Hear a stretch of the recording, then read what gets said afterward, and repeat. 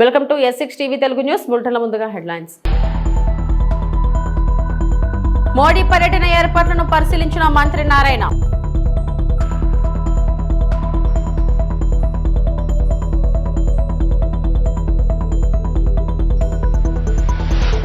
నేడు పంచాయతీరాజ్ దినోత్సవం ముఖ్య అతిథిగా పాల్గొన్న ఉప ముఖ్యమంత్రి పవన్ కళ్యాణ్.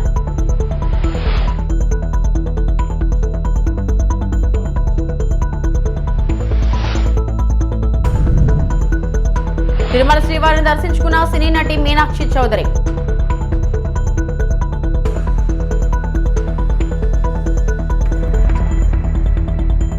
జమ్మూ కాశ్మీర్ పహల్గాంలో జరిగిన ఉగ్రదాడి సీమాంతర కుట్రేనని కేంద్ర ప్రభుత్వం స్పష్టం చేసింది. ఆర్టికల్ 370 రద్దు తర్వాత జమ్మూ కాశ్మీర్లో జరుగుతున్న అభివృద్ధిని సహించలేకే పొరుగుదేశం పాకిస్తాన్ ఉగ్రమూకలను ఎగదోసిందని తేల్చి చెప్పింది. ప్రధాని మోడీ అధ్యక్షతన సమావేశమైన భద్రతా వ్యవహారాల కేబినెట్ కమిటీ ఈ మేరకు అభిప్రాయం వ్యక్తం చేయడం సహా పాకిస్తాన్ ఆట కట్టించడమే లక్ష్యంగా పలు కీలక నిర్ణయాలు తీసుకుంది. పహల్గాం దాడి హంతకులు అంతు తేలుస్తామన్న కేంద్రం ఈ మృత్యు క్రీడ వెనుక సూత్రధారుల్ని చట్టం ముందు దోషులుగా నిలబెడతామని పేర్కొంది. Of Tahawur Rana, India will be unrelenting in the pursuit of those who have committed acts of terror or conspired to make them possible. Thank you very much. Thank you, ladies and gentlemen. With that, your patience and for joining at this relatively late hour. I have some prepared remarks that I'll share with you. And as Randhir said, due to some preoccupations, will not be able to take questions tonight. The Cabinet Committee on Security met this evening under the chairmanship of the Honorable Prime Minister. The CCS was briefed in detail on the terrorist attack on 22nd April 2025 in Pahalgam in Jammu and Kashmir, in which 25 Indians and 1 Nepali citizen were killed. A number of others sustained injuries. The CCS condemned the attack in the strongest terms and expressed its deepest condolences to the families of the victims and hoped for the early recovery of the injured. Strong expressions of support and solidarity have been received from many governments around the world, which have unequivocally condemned this terror attack. The CCS recorded its appreciation for such sentiments, which reflect zero tolerance for terrorism. In the briefing to the CCS, the cross-border linkages of the terrorist attack were brought out. It was noted that this attack came in the wake of the successful holding of the elections in the Union Territory and its steady progress towards economic growth and development. Recognizing the seriousness of this terrorist attack, the CCS decided upon the following measures. 1. The Indus Waters Treaty of 1960 will be held in abeyance with immediate effect until Pakistan credibly and irrevocably abjures its support for cross-border terrorism. 2.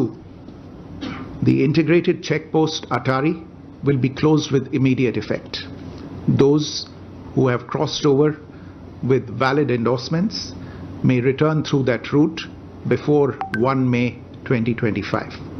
AP రాజధాని అమరావతి భవిష్యత్ అవసరాల దృష్ట్యా అదనపు భూ సమీకరణ అవసరమని మంత్రి నారాయణ తెలిపారు. అదనపు ల్యాండ్ పూలింగ్ విషయంలో స్థానిక ప్రజాప్రతినిధులతో మాట్లాడుతున్నామని చెప్పారు. ప్రజలు భూ సమీకరణకు అంగీకరిస్తే చేస్తామని, లేకుంటే భూసేకరణ గురించి ఆలోచిస్తామన్నారు. వచ్చే 100 ఏళ్లు అవసరాలు దృష్టిలో ఉంచుకుని ముఖ్యమంత్రి అమరావతి నిర్మాణం చేస్తున్నారని మంత్రి నారాయణ వెల్లడించారు. మే 2న ప్రధాని మోడీ అమరావతి పర్యటన దృష్ట్యా ఏర్పాట్లను మంత్రి పరిశీలించారు.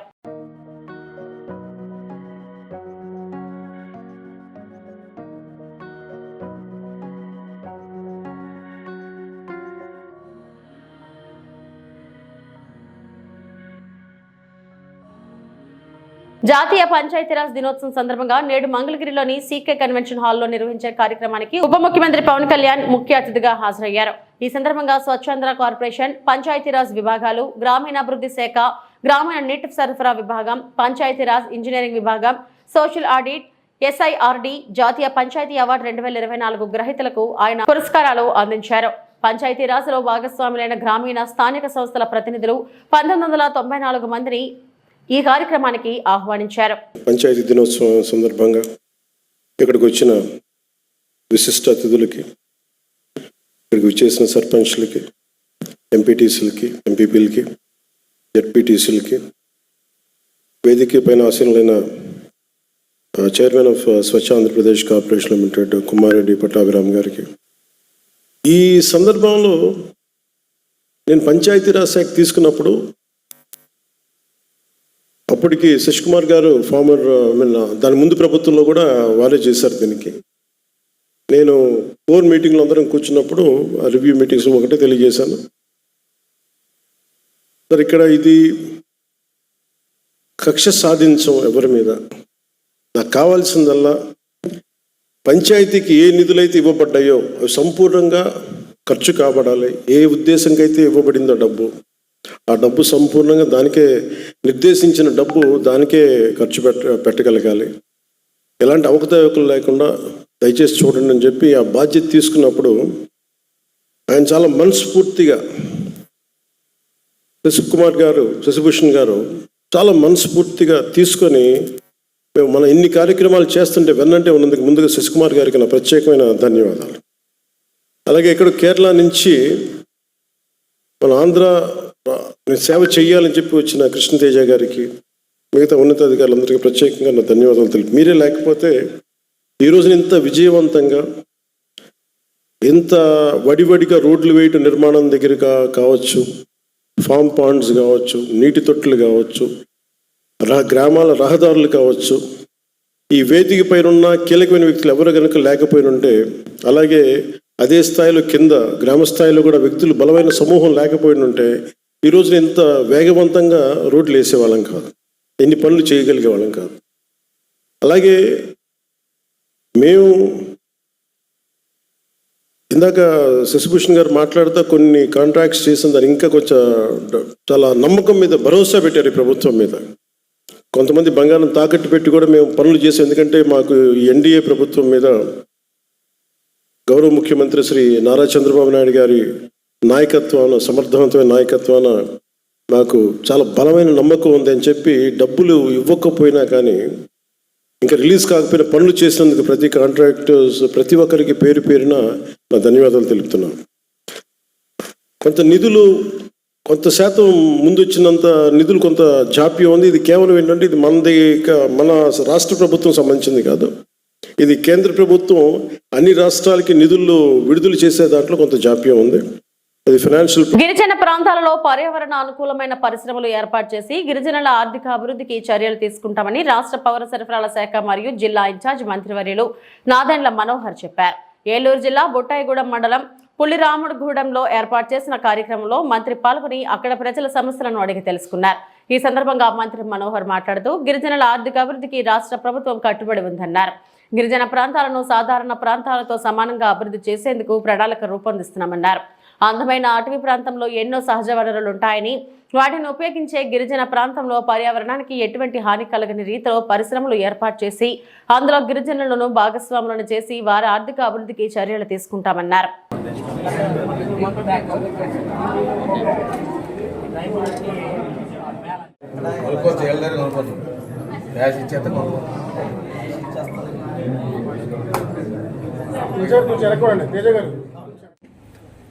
I'm also ST.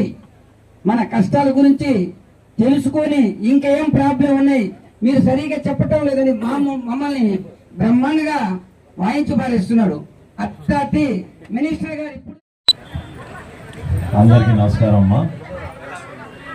పులిరాముడుగూడెంలో ఇంత చక్కగా ఏజెన్సీ ప్రాంతంలో మీ అందరితో పాటు మా అందరికీ కూడా ఒక అవకాశం కల్పించారు. ఎందుకంటే ఓట్ల సందర్భంలోనే తిరుగుతూ ఉంటారు, ఎన్నికలప్పుడే వస్తూ ఉంటారు.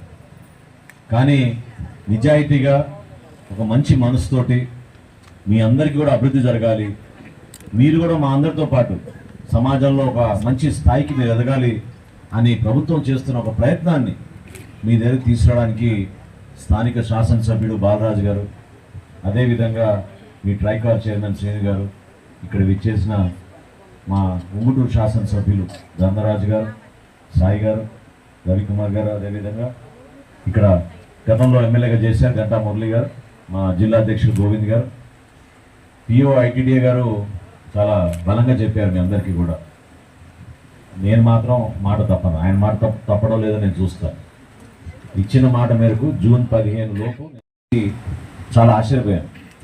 వెదురుని మనం ఏ విధంగా ఉపయోగించుకోవచ్చు, ఎటువంటి ప్రోడక్ట్స్ మనం తయారు చేసి మార్కెటింగ్ చేసుకోవచ్చు అనే దానిపైన చాలా లోతుగా పాపం వాళ్ళు కష్టపడి నేర్చుకున్నారు. చాలా మీ దగ్గర స్కిల్ ఉంది. గతంలో మనం మీ అందరికి తెలుసు, చాటలు వేసుకున్నాను, చీపుర్లు వేసుకున్నాను, ఇవన్నీ కూడా గిరిజన ప్రాంతాల నుంచే వచ్చి అమ్మేవాళ్ళు. సంతల్లో కొనుగోలు చేసుకుని పోయే దళారులు మీకన్నా 10 రెట్లు ఎక్కువ సంపాదించుకునేవాళ్ళు. కష్టపడి మీరు తయారు చేసిన సరుకు మాత్రం మీకు సరైన ఆదాయం రాదు. వాళ్ళు ఎవరిని అడిగినా కూడా మీకు ఎంత ఆదాయం వస్తుందంటే పాపం కొత్తగా మాకు ఆరంభించాం కాబట్టి ఇంకా తెలియడం లేదు. 10,000 రూపాయలు పెట్టి ఒక కుర్చీ అమ్మాలంటే దాని వెనక డీజిల్, పెట్రోలు, కరెంటు, మీ శ్రమ, మీకున్న తెలివితేటలు నేర్చుకున్నారు మీరు దానికోసం. ప్రభుత్వం నుంచి ఇందాకనే పిఓ గారు చెప్పారు, 7,500 రూపాయలతో ఒక్కొక్కరికి ఒక బ్యాగ్ ఇచ్చి సరుకులు ఏ విధంగా తయారు చేయాలో దాని గురించి వస్తువులు ఇచ్చారని. వీటన్నిటినీ కూడా రేపటి రోజున మీకు ఆదాయం పెంచడానికి కోసం చేస్తున్న ప్రయత్నం. మీరు రోడ్ల గురించి చెప్పారు, ఒక్క రోడ్ వేస్తే సరిపోదు కదా అన్నారు. ఒక్కోసారి అది బాగా కలిగిస్తుంది. ఎందుకంటే రాష్ట్రాన్ని అప్పుల పాలు చేసి నీతులు చెబుతున్నారా అంటూ కూటమి సర్కారుపై ఆగ్రహం వ్యక్తం చేశారు మాజీ మంత్రి బుగ్గన రాజేంద్రనాథ్ రెడ్డి. మా ప్రభుత్వం కంటే ఎక్కువగా కూటమి సర్కారు అప్పు చేసిందని చెప్పుకొచ్చారు. గత వైఎస్ఆర్సీపీ హయాంలో అడ్డుగోలు అప్పులు చేశారంటూ తప్పుడు ప్రచారం చేశారని మండిపడ్డారు. మాజీ మంత్రి బుగ్గన తాజాగా హైదరాబాద్లోని ప్రెస్ క్లబ్ లో మీడియాతో మాట్లాడుతూ మా పరిపాలనలో సామాన్య మానవుడు శ్రేయస్సు గురించి ఆలోచించామని, సంపద సృష్టిస్తామని చెప్పి కూటమి అధికారంలోకి వచ్చింది. అమ్మఒడి, విద్యా దీవెన, రైతు భరోసాకు నిధులేవి, 0 వడ్డీ రుణాలు, ఇన్పుట్ సబ్సిడీ, మత్స్యకార భరోసా ఎందుకు ఇవ్వడం లేదు, విద్యార్థులకు ట్యాబులు ఇవ్వడం లేదు, ఏపీఎండీసీకి 9,000 కోట్లు ఎందుకు కేటాయించారు, రాష్ట్రాన్ని అప్పుల పాలు చేసింది కాకుండా నీతులు చెబుతున్నారా, ఇప్పుడు సంపద సృష్టి ఏమైంది, అప్పుల పరిస్థితి ఏమిటి, వైఎస్ఆర్సీపీ హయాంలో అడ్డగోలు అప్పులు చేశారంటూ తప్పుడు ప్రచారం చేశారు. మా ప్రభుత్వం కంటే కూటమి ప్రభుత్వమే ఎక్కువగా అప్పు చేసిందని మండిపడ్డారు. పైగా గొప్పగా అంటే సంపద సృష్టి కదా మీది. రెవెన్యూ రాబడి మొత్తం చూసుకుంటే, కేంద్రం నుంచి వచ్చినవి కలుపుకొని చూసుకుంటే, వైఎస్ఆర్ కాంగ్రెస్ పార్టీ ప్రభుత్వము 1,52,820 కోట్లు, అంటే ఇంచుమించు 1,53,000 కోట్లు అనుకోండి వస్తే, వీళ్ళదెంత 1,41,370 కోట్లు. ఇంకా తక్కువ. ఎంత తక్కువ? 7.5% తక్కువ. ఇంకా చూడండి, అంటే మాకంటే తెలివి లేదు, మాకంటే పరిపాలన చేత కాదు. మళ్ళా మాది ఒకవేళ చేతగాని పరిపాలన తెలియని ప్రభుత్వం అయితే మాకంటే 7.5% తక్కువ కదా మీ సంపద సృష్టి. మరి మిమ్మల్ని ఏమనల్లా? అప్పు మాత్రము అనర్గళంగా పెంచుతున్నారు. ఎంత పెంచుతున్నారు? అప్పుడు ఆ సంవత్సరము వైఎస్ఆర్ కాంగ్రెస్ పార్టీ చూస్తే 77,208 కోట్లు అదే సమయంలో కాలపరిమితిలో చూసుకుంటే, వీళ్ళు మాత్రము 90,558 కోట్లు, అంటే 17% పైన పెంచినారు. ఇంకా చూడండి, అప్పేమో పెంచుతిరి, ఆదాయమేమో తగ్గిస్తిరి, మీరు మాత్రం అనుభవం అని చెప్పి చెప్తారనమాట. పోనీ ఇంత చేసినారు కదా, అంటే మీరు ఇంత అప్పు చేస్తారు కదా, మాకంటే ఎక్కువ ఏం చేస్తున్నారు ఆ అప్పుతో, ఆ డబ్బుతో? అంటే మేము 70,000 కోట్లు ఆ కాల పరిమితులు చేస్తే మీరు 90,000 దాటినారు. మొత్తం నేను చూసినట్లయితే కనుక 1,40,000 కోట్ల అప్పు వచ్చింది దాదాపు. ఎట్లా 1,40,000 కోట్ల అప్పు? అసలు ఆఫ్ బడ్జెట్ బారోయింగ్స్, మంచి చెడ్డ ఇవన్నీ చూసుకుంటే కానీ ఇంకా ఎక్కువైపోయింది అప్పు. కానీ మీరు చూసినట్లయితే మాత్రము, ఎందుకంటే మీరేం చేసినారు, ఫస్ట్ 11 నెలలకు 90,000 చిల్లర ఆర్బీఐ ద్వారా చేసినారు. దాని తర్వాత మార్చి 2025లో 8,000 అడ్వాన్స్, అంటే ఈ సంవత్సరంది కూడా అడ్వాన్స్లో 8,000 చిల్లర కోట్లు చేసినారు. మళ్ళీ ఏప్రిల్ మొదటి వారంలో 5,000 చిల్లర కోట్లు చేసినారు. ఈ నాటికి చూసుకుంటే ఇంచుమించు అమరావతి అప్పులు, బాండ్స్, సివిల్ సప్లైస్, మార్కెట్ అన్ని చూస్తే ఇంచుమించు 1,47,655 కోట్లు ఉంది. ఎక్కడికి పోయింది డబ్బులు అని. ఇప్పుడు మేమున్నప్పుడు సామాన్య మానవుని శ్రేయస్సే మాకు కావాలి, మా పరిపాలనే సామాన్య మానవుని శ్రేయస్సు మీద ఉండేది. రాజశేఖర రెడ్డి గారి ఆలోచన అంతే, ఆశయాలు అంతే, జగన్మోహన్ రెడ్డి గారి ఆలోచన ఆశయాలు కూడా అంతే. సామాన్య మానవుడు ఎవరైతే ఉన్నాడో ఒక ప్రభుత్వం అనేది ఆసరా లేకుంటే నేను బ్రతకలేను అనే ఎవరైతే ఆ వ్యక్తి ఉన్నాడో ఆ వ్యక్తికి ధైర్యము మనస్థైర్యం ఇచ్చేదానికి మా ప్రభుత్వం పరిపాలన. ఆ పరిపాలన మేము ఏమంటారు, అప్పు అప్పు అప్పు అంటారు, మాకంటే అప్పు చేస్తారు. మాకు సృష్టి సంపద అంటారు, మాకంటే తక్కువ అయిపోయా. పోనీ మాకంటే ఎక్కువ అప్పు చేసి ఎక్కడ పోయిందని. ఎందుకంటే ఇప్పుడు చూడండి, అప్పట్లో ప్రతి సంవత్సరం క్యాలెండర్ ప్రకారం క్యాలెండర్ తీసుకొని ఒకరోజు ఇటువంటి లోపల సామాన్య మానవునికి ప్రభుత్వ సహాయం వచ్చేసేది. ఇప్పుడు చూడండి, జగనన్న అమ్మఒడి ఈరోజు తల్లికి వందనం వచ్చిందా ఎవరికన్నా? రాలే. పాత జగనన్న అమ్మఒడి కూడా రాలే. విద్యా దీవెన, జగనన్న విద్యా దీవెన ఇప్పుడు ఎవరికన్నా వచ్చిందే? రాలే. పాత విద్యా దీవెన రాలే. వసతి దీవెన వచ్చిందే? రాలే. రైతు భరోసా వచ్చిందే? రాలే. సున్నా వడ్డీ పంట రుణాలు వచ్చిందే? రాలే. ఉచిత ఇన్సూరెన్స్ బీమా వచ్చిందే? రాలే. ఒక ఇన్పుట్ సబ్సిడీ అరాకొర, దాంట్లో కూడా రోజు కొట్లాట, రాలేదని చెప్పి. మత్స్యకార భరోసా వచ్చిందే? రాలే. సున్నా వడ్డీ పొదుపు సంఘాలకు వచ్చిందా? రాలే. వైఎస్ఆర్ చేయూత మహిళలకు వచ్చిందే? రాలే. వైఎస్ఆర్ ఆసరా వచ్చిందే? రాలే. మరి వైఎస్ఆర్ కాపు నేస్తం, ఇది చూడండి, కాపు నేస్తం కూడా రాలే. మళ్ళీ ఎవరైతే ఈరోజు గర్వంగా కులం తరఫున ముందుకొచ్చినారో, వచ్చిన తర్వాత నేను ఉండేదే ప్రశ్నించేదానికి అని అన్నారో, కనీసం దీని మీదండి నేను పార్టీ స్థాపించినదే ప్రశ్నించేదానికి ప్రభుత్వాన్ని అన్నప్పుడు మళ్ళా కాపు నేస్తం ఎందుకు రాలేదు ఇంతవరకు అని ప్రశ్నించాల్సిన బాధ్యత మీ దగ్గర ఉందా లేదండి? అందరూ సపోర్ట్ అయితే చేసింది కదా. ఏపీ రాష్ట్రానికి పెట్టుబడులు రాకుండా వైసీపీ సాక్షి చేస్తున్న విష ప్రచారంపై స్పందించిన ఈర్షా ప్రతినిధులు 3,000 కోట్లతో భూమి కొని ఎవరైనా వ్యాపారం చేయగలరా? ఆ ఫిజిబిలిటీ ఉంటుందా? మాకు 99 పైసలకి ఎకరం ఇచ్చారని తప్పుడు ప్రచారం చేస్తున్నారు. ఆంధ్రప్రదేశ్ రాష్ట్ర ప్రభుత్వ పాలసీ ప్రకారమే 56.6 ఎకరాలకు 50 లక్షలు ఎకరం చొప్పున మరియు మరో 3.5 ఎకరాలు కోటి చొప్పున చెల్లిస్తున్నాం. మేము 150 ఎకరాలు కావాలని అడిగినా మాకు తగ్గించే ఇచ్చారు అని తాళ్లూరి ప్రమోటర్ ఈర్సా క్లస్టర్ తెలియజేసింది. 1,000 కోట్లు భూమికి పెట్టి ఎవరైనా ఎక్కడైనా ఒక బిజినెస్ ని స్టార్ట్ చేయటం మీరు చూసారా? ఇది ఫీజిబుల్లేనా? దాన్ని ఎలా చేస్తున్నారు? ఇంకొకటండి, కాపులొప్పాడలో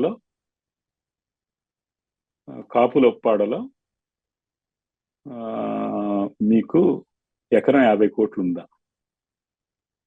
వెళ్ళి ఎవరన్నా ఐడెంటిఫై చేయొచ్చు. Okay, number 1. మాకు 99 సెంట్లకు భూమి ఇవ్వలేదు.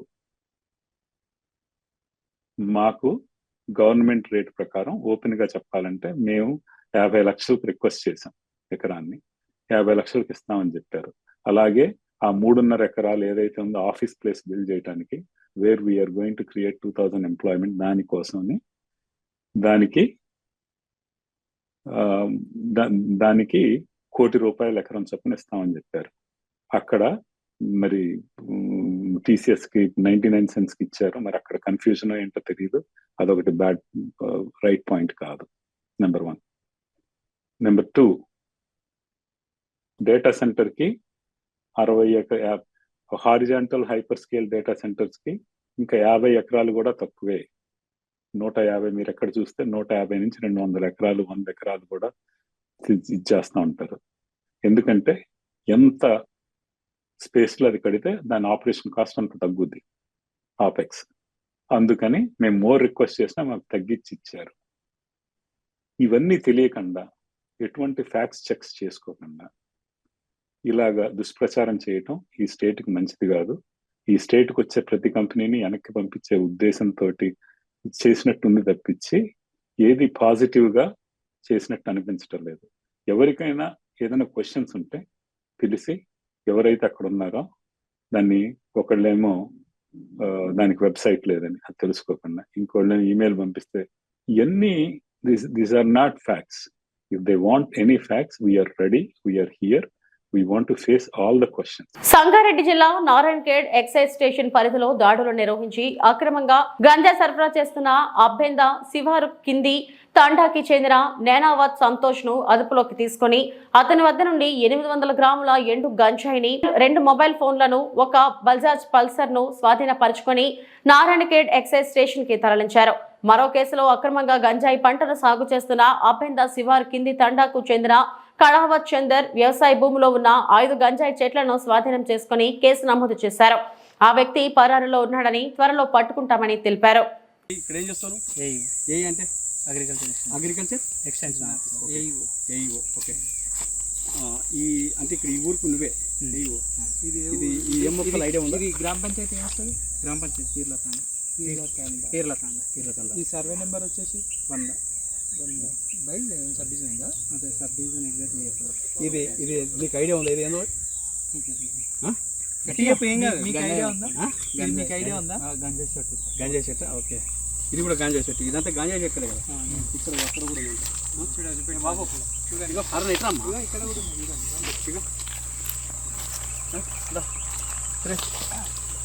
ఇక్కడ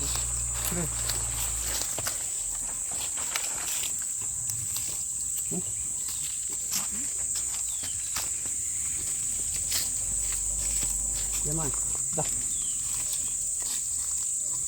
సార్ ఇది తీసేయమంటారా? పద్ధతిగా తీసేయాలి కదా. ఇక్కడ తీద్దాం. అక్కడ కూడా పెట్టి తీద్దాం. చూడండి తీసేసి ఇక్కడ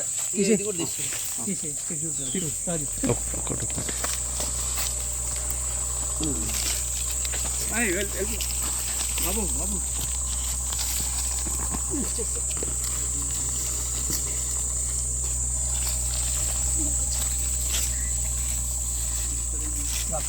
గుంజాలి అందరు ఫస్ట్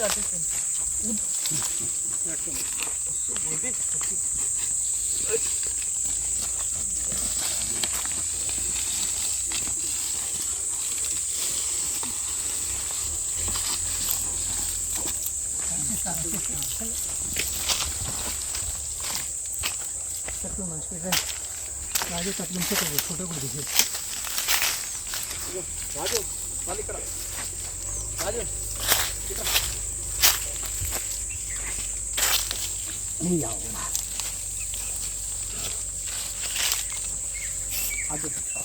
అది కూడా ఇవి కూడా చూసుకోవాలి. ఇక్కడండి సార్, ఇక్కడండి రాజు అన్నయ్య రమ్మా పట్టండి.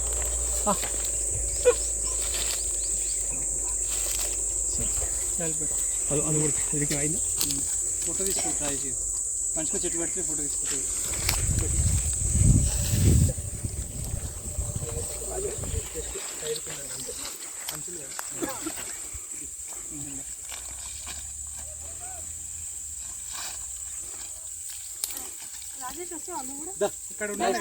ఇక్కడ ఉంటాడు ఏం కదా సంతోషం కొట్టి ఇప్పుడు రాళ్ళతో కొట్టాడు, తలకాలంలో కొట్టాడు.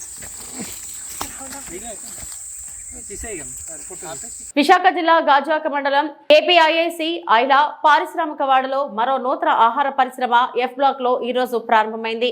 ఆంధ్రప్రదేశ్ బ్రాహ్మణ కోఆపరేటివ్ క్రెడిట్ సొసైటీ లిమిటెడ్ బ్రాహ్మణ సంక్షేమ సంస్థకు అనుబంధంగా సుచి ఫుడ్స్ ప్రొడక్ట్స్ ఈ కార్యక్రమానికి ముఖ్య అతిథిగా ఐలా కమిషనర్ ఏ కిషోర్ హాజరయ్యారు. ఈ సంస్థ గురించి కమిషనర్ మాట్లాడి అనంతరం రిబ్బన్ కట్ చేసి మిషన్ స్విచ్ ఆన్ చేసి సంస్థను ప్రారంభించారు. తదుపరి సుచి ప్రొడక్ట్ సిఇఓ ఈ సంస్థ గురించి వివరాలను తెలియజేయడం ఆయన మాటల్లోనే విందాం. సభ్యులకు మీడియా మిత్రులకు అందరికీ నా నమస్కారం. ఈరోజు మనం ఆంధ్రప్రదేశ్ కోఆపరేటివ్ క్రెడిట్ సొసైటీ వారు పెట్టిన సుచి ఫుడ్ ప్రొడక్ట్స్ కార్యక్రమం రావడం జరిగింది. సో మనం ప్రభుత్వం వారు ఆంధ్రప్రదేశ్ కోఆపరేటివ్ సొసైటీ ఏమున్నా కానీ ఏ సామాజిక వర్గానికైనా పెద్దపీట వేస్తున్నారు. అందులో భాగంగా ఆంధ్రప్రదేశ్ గ్రామీణ కోఆపరేటివ్ క్రెడిట్ సొసైటీ వారు ఎన్నో పథకాలని పెట్టడం జరిగింది. అది చాలా సంతోషకరమైన విషయం. అందులో ఉద్దేశించి ఈరోజు సుచి ఫుడ్ ప్రొడక్ట్స్ స్థాపించడం జరిగింది. సో అది ఆటోనగర్లో లేకపోవడం, ఇప్పుడు ఫుడ్ ప్రొడక్ట్స్ కూడా ఆటోనగర్లోకి రావడం చాలా సంతోషకరం. అలాగే మా సహకారం ప్రతి కోఆపరేటివ్ సొసైటీస్కి, అలాగే ముఖ్యంగా ఇప్పుడు ఉన్న బ్రాహ్మణ కోఆపరేటివ్ సొసైటీస్కి ఇక్కడ ఉంటుందని తెలియజేస్తూ, అందరికీ థ్యాంక్స్ చెప్తూ ఇవి ఇప్పటివరకు నా బులెటిన్ అప్డేట్స్. నమస్తే.